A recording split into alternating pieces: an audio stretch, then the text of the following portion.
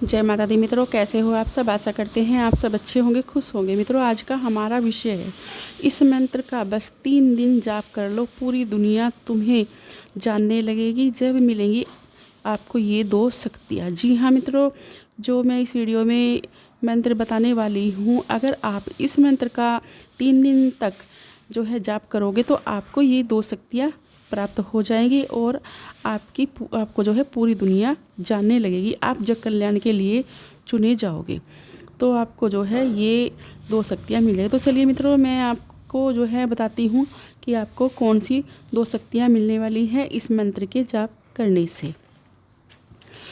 देखिए, जितने भी माता काली के भक्त हैं या तांत्रिक है वो सब जब तक अच्छे से भगत नहीं बन जाते, मतलब जैसे हमने माता काली की पूजा की है 7 साल 8 साल या 12 साल, तो ऐसे मतलब सोचते हैं कि अब तो काफ़ी टाइम हो गया पूजा करते करते, तो वो माँ काली की का जो है मतलब जैसे तांत्रिक भगत होते हैं बड़े बनने की कोशिश करते हैं, पर ऐसा नहीं होता। जब तक अच्छे से भगत नहीं बनते, तांत्रिक नहीं बन सकते, क्योंकि अच्छे से भगत बनने के लिए बहुत ज़्यादा परीक्षाएं देनी होती है, बहुत ज़्यादा परिश्रम करना पड़ता है।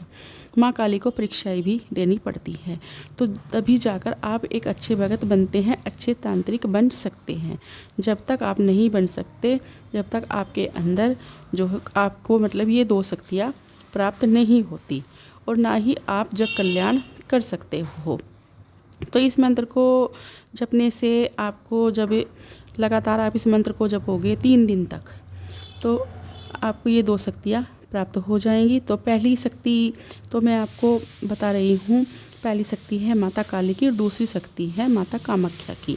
तो ये दोनों शक्तियाँ जो है वह व्यक्ति के साथ मतलब जब होती हैं तो व्यक्ति के साथ लेकर चलती हैं और उसको पूरी दुनिया जानने लगती है, उसकी पूरी दुनिया बदल जाती है, पूरी दुनिया में जो है उसका नाम हो जाता है।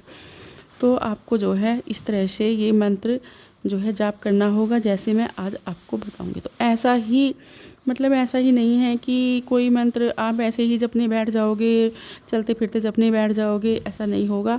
ये इस मंत्र के भी कुछ नियम होते हैं और कुछ सीमाएं होती हैं, जब ही जाकर मंत्र पूरे होते हैं।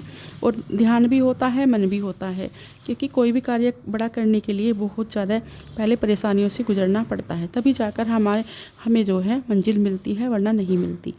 तो कभी कभी घर में हो जाती है कि जैसे आपने इस मंत्र का जाप करना शुरू कर दिया और आपके घर में जो है नेगेटिव शक्तियों का वास है, और जैसे आपने लगातार इस मंत्र को आप जप रहे हो, नेगेटिव शक्तियों का वास आपके घर में है, तो क्या होता है कि वो जो नेगेटिव शक्तियाँ हैं वो आपको जो है मतलब आपको भनमन करेगी, भटकाएगी, आपका मन जो है इधर उधर मतलब भटकाएगी।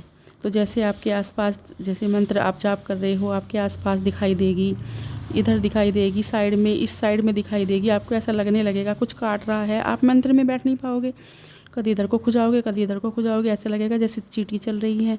तो इस तरह की चीज़ें आपको होगी। पर जब आप इस मंत्र का जाप करते रहोगे तो फिर आपका जो है आपको कोई भी परेशान नहीं कर सकता। जो नेगेटिव शक्तियाँ हैं वो इस मंत्र के 3 दिन लगातार जपने से आपके घर से चली जाएगी। माता कामाख्या की, माँ काली की शक्तियाँ आपको प्राप्त हो जाएगी इस मंत्र के जपने से। तो इस मंत्र का जाप आपको मैं बताती हूँ, चलिए कैसे करना है।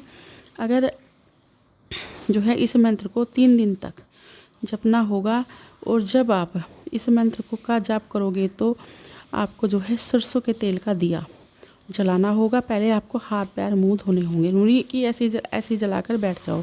हाथ पाँव मुंह धोने होंगे। सुबह को करोगे तो आप पहले ही नहाए हुए हो, और शाम को करोगे हाथ पाँव मुंह धोकर अच्छे से, कपड़े गंदे हैं तो कपड़े बदलने होंगे।